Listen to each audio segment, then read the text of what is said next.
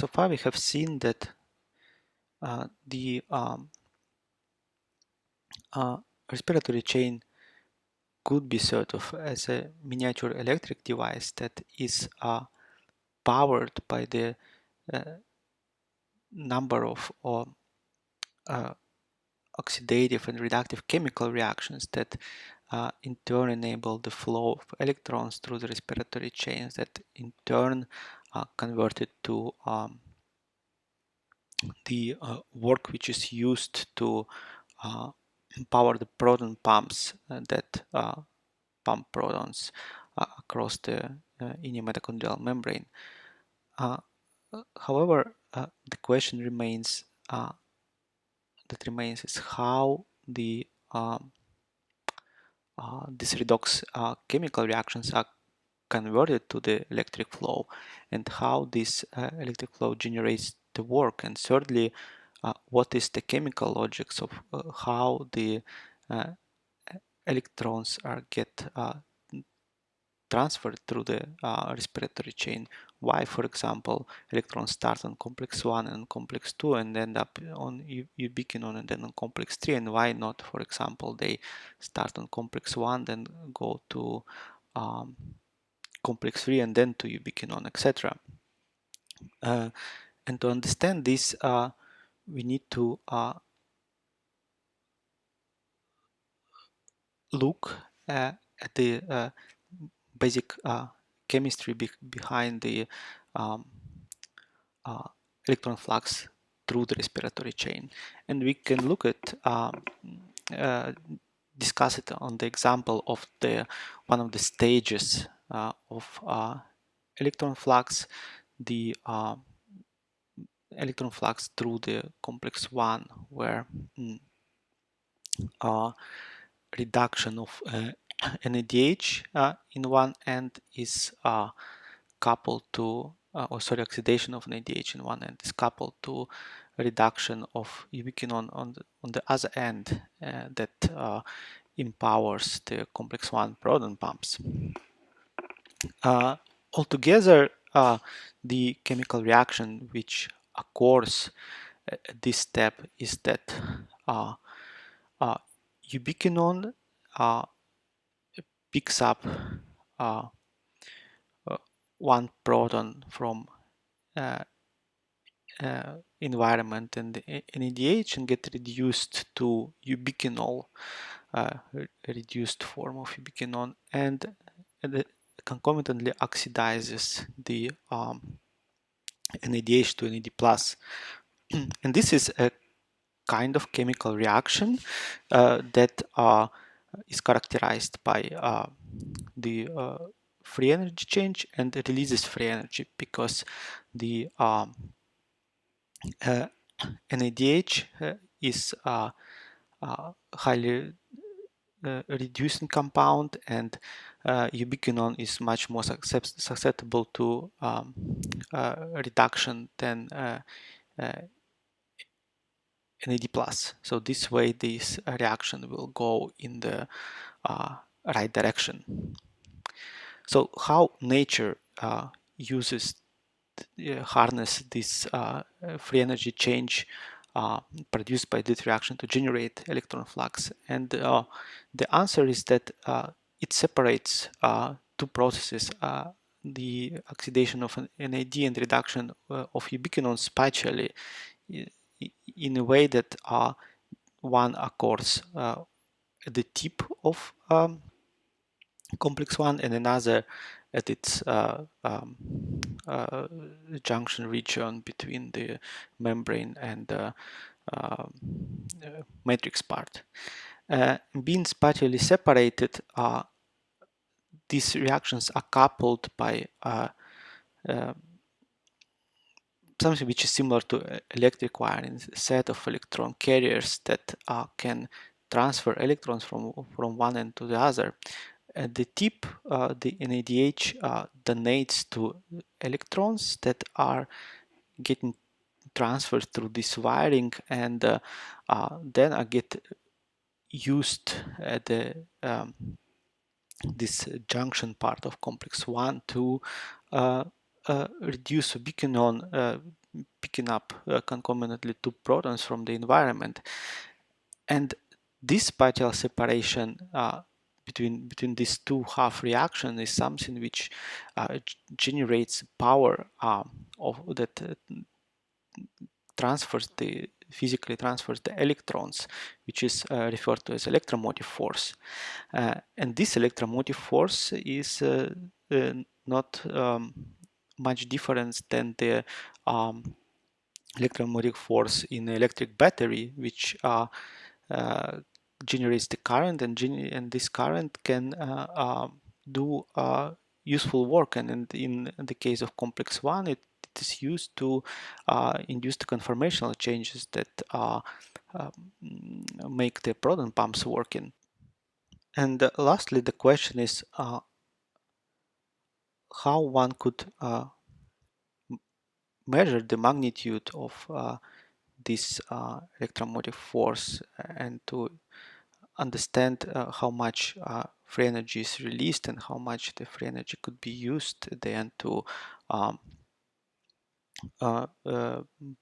power these components of respiratory chain. And this question is also important to understand the logics of electron flux. Indeed, the electrons will flow from the in the direction of energy release, namely from the components with the lowest electron affinity to the components with the highest electron affinity. So we need to understand how to measure this electromotive force and how to understand the affinity of different compounds for electrons. So going back to our complex one and NADH and ubiquinone, the oxidation of ubiquinone, NADH, and reduction of ubiquinone are spatially separated. So in an experiment, they could be spatially separated, just placing these two compounds to have reactions in different vessels, pretty much like shown on this diagram. And it doesn't matter whether these compounds are spatially separated within complex one or they are spatially separated in different beakers. It doesn't change the affinity of respective half reactions for electrons, and the consequence doesn't change the work which will be free energy which will be released. So, and if one would separate these two half reactions in different vessels, so then what we would need to do to measure the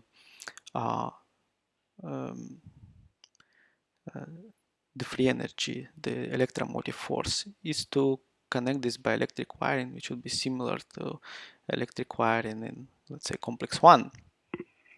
So, and then the electromotive force would generate the voltage, and this is something which could be used to measure electromotive force and the free energy change, the movement of electrons through this difference in the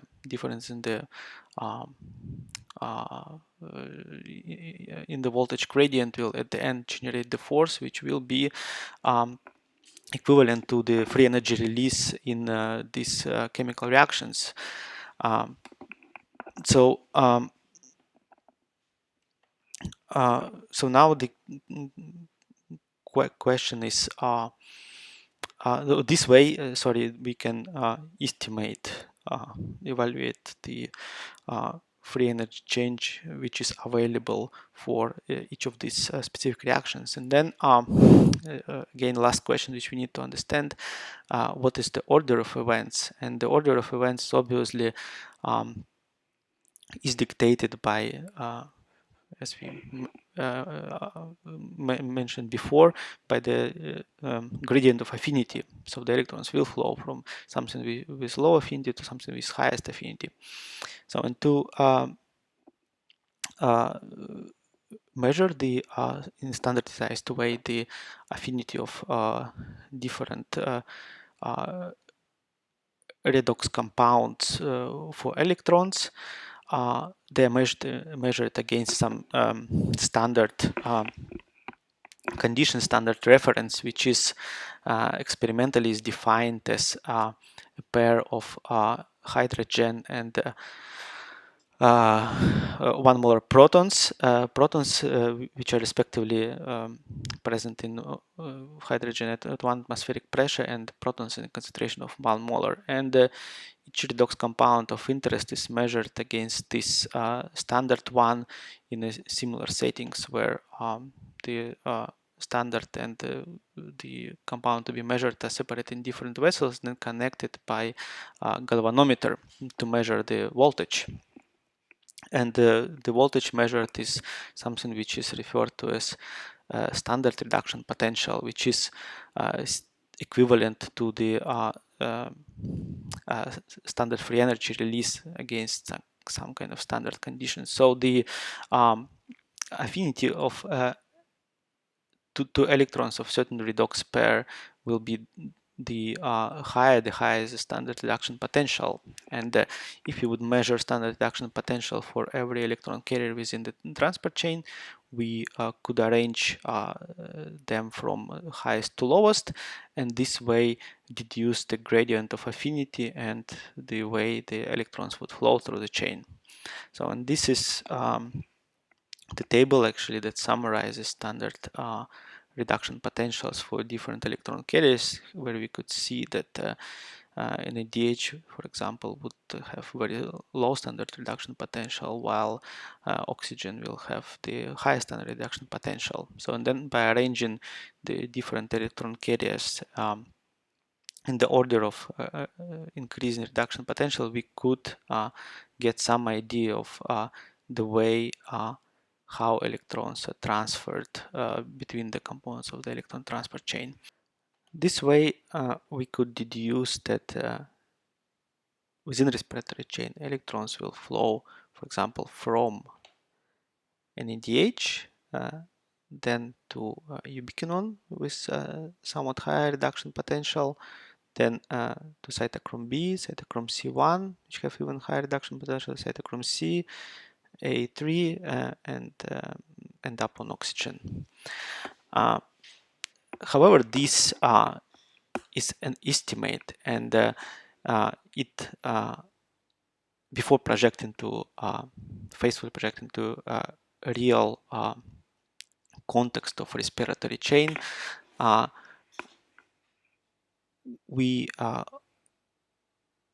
need to take this with grain of salt and consider that these are affinities at a standardized condition. In actual conditions, the affinities are affected by the context at which these respective electron carriers are present. For example, whether it is the aqueous solution, what is the pH, whether it is in membrane or at near the tip of complex 1, and it will be affected by the concentrations of respective reduced and oxygen unoxidized pair, very similar to the what is relationships between the standard free energy change and actual free energy change in metabolic reactions. However, similar to metabolic reaction, the standard reduction potential give, or difference in standard reduction potentials give some rough idea about plausible direction of the electron transfer as the standard free energy change in chemical reactions.